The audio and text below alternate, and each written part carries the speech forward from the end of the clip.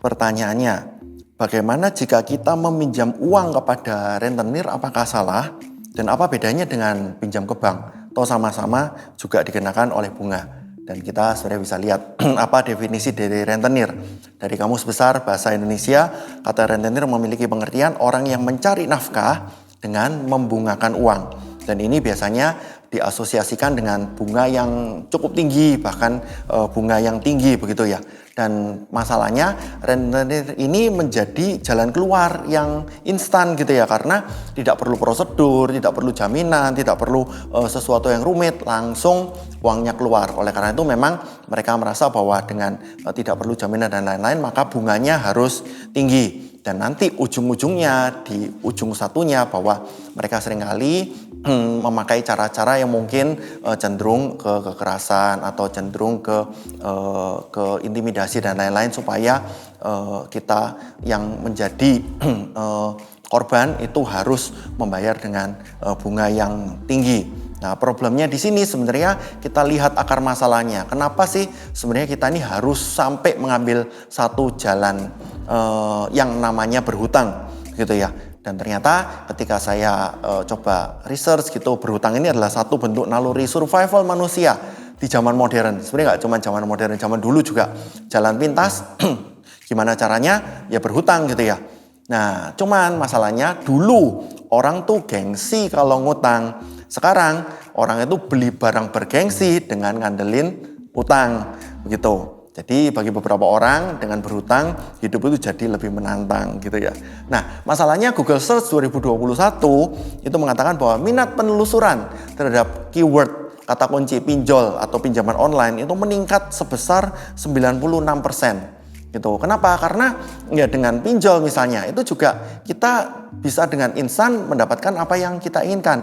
Kita butuh barang misalnya atau ingin beli barang senilai 5 juta. Kita punya duit cuma 2 juta. Jadi kurang 3 juta. Cara paling cepat ya berhutang gitu. Cuman sebenarnya kita perlu berhati-hati gitu ya. Kenapa kok ada orang-orang yang berhutang ternyata kelihatannya aman-aman aja. Kenapa kok ada orang yang berhutang ternyata kejeblos dan akhirnya nggak bisa keluar gitu. Ini ada yang mengatakan ya bahwa orang kaya tertentu nih, nggak semua orang kaya ya, orang kaya tertentu itu berhutang untuk bisnis dan membayar hutang dari profit penghasilannya, bisnisnya, profit penghasilan bisnisnya gitu. Orang menengah berhutang untuk gaya hidup dan membayar hutang dari penghasilannya. Masalahnya sekarang yang sering terjadi adalah orang miskin berhutang untuk membayar hutang. Jadi bagaimanapun sebenarnya adalah firman Tuhan, kalau bisa itu kita jangan sampai berhutang gitu ya. Sebenarnya mengapa kalau bisa jangan berhutang padahal toh kondisi kita baik-baik saja. Toh biasanya juga kita ditawarin daripada pakai duit sendiri, mending pakai duit dari bank misalnya atau dari lembaga peminjaman gitu. Sebenarnya kita bisa berpikir gitu ya, kalau bunga hutang bank misalnya yang resmi nih OJK gitu ya. Mungkin sekitar 12% per tahun gitu ya. Nah, kita mungkin bisa menjual barang, apakah itu ke customer atau ke marketplace dengan keuntungan margin kotor itu 15%. Berarti sebenarnya masih ada margin keuntungan 3% kan? 15% tadi dikurangi hutangnya ke bank atau ke leasing 12%. Itu masih ada margin 13%. Dan kita mungkin fine-fine aja dengan itu. Tetapi misalnya tahu-tahu ada kompetitor lain yang tidak berhutang, mereka masuk ke pasar yang sama dengan kita, lalu mereka berpikir bahwa, kenapa kompetitor saya menjual dengan margin 15%? Bukankah itu mungkin terlalu besar? Saya bisa kecilkan itu, margin saya cukup dengan 10% misalnya. Dimasukkan dengan harga 10% ke market. Dan apa yang terjadi? Kita jualnya kan 15% karena kita berhutang 12% dan kita ambil margin 3%. Kompetitor masuk dengan 10%, kita nggak bisa fight dan kita akhirnya kalah seperti itu. Sebenarnya ada beberapa cara supaya kita ini tidak berhutang gitu ya. Kita bisa nego dengan supplier untuk memundurkan term of payment-nya. Kita bisa partnership gitu ya. Juga kita bisa tarik dengan investor. Nah, kembali lagi ke pertanyaan tadi, apa bedanya rentenir dengan bank? Sama-sama dikenakan bunga. Iya sih, benar kalau kita lihat dari sisi dikenakan bunganya aja. Tapi dalam prinsipnya sebenarnya jelas-jelas beda. Kenapa? Karena bank, lembaga peminjaman itu rata-rata tunduk pada aturan otoritas jasa keuangan dan pemerintah. Rentenir enggak gitu ya. Rentenir kasih bunga yang tinggi, cenderung ke hal-hal yang bunganya tidak masuk akal, sedangkan bank tidak seperti itu gitu. Sebenarnya kita di Gereja Marsyaron, kita di CG, kita juga tidak mengizinkan meminjamkan uang. Dan untuk masing-masing dari kita, sebenarnya kita udah jelas tahu arahnya ini kemana. Kalau bisa kita jangan berhutang. Jadi untuk kita yang terjebak hutang, saya mau kasih satu kabar baik ke Anda. Tuhan Yesus mengasihi kita semua, termasuk ke Anda-Anda yang sekarang ini lagi sulit, lagi bingung, lagi panik karena terjebak dalam hutang. Dan Tuhan mau kita hidup bebas dari hutang dengan cara melunasi hutangnya.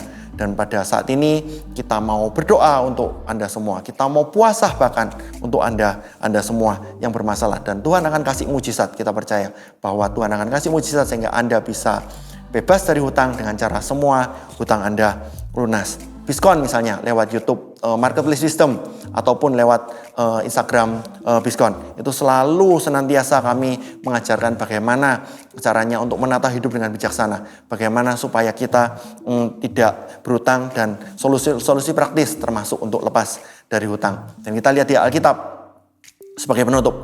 Janda yang mati yang ditinggal suaminya yang curhat masalahnya ke Nabi Elisa. Dan dari Nabi Elisa, dari Tuhan yang kita percaya bicara ke Nabi Elisa, ke janda ini, tidak ada saran untuk pinjam uang untuk bayar utang. Bahkan Tuhan di sini lewat nabinya Elisa menunjukkan kasih, menunjukkan mujizat kepada orang-orang yang berhutang termasuk janda tadi, bahwa mulai dari apa yang ada di tangan kita, walaupun sudah bagi si janda ini cuman ada buli-buli, cuman segenggam kecil, minyaknya juga udah mau habis, tetapi bisa Tuhan pakai secara luar biasa. Seperti 5 roti dan 2 ikan, bisa Tuhan pakai luar biasa sehingga janda ini pada akhirnya bisa melunasi hutangnya dan hidup dari kelebihannya. Saya berdoa untuk Anda sekalian, Tuhan akan kasih mujizat yang sama seperti kasih mujizat ke janda, mujizat untuk kita semua, khususnya untuk Anda yang berhutang.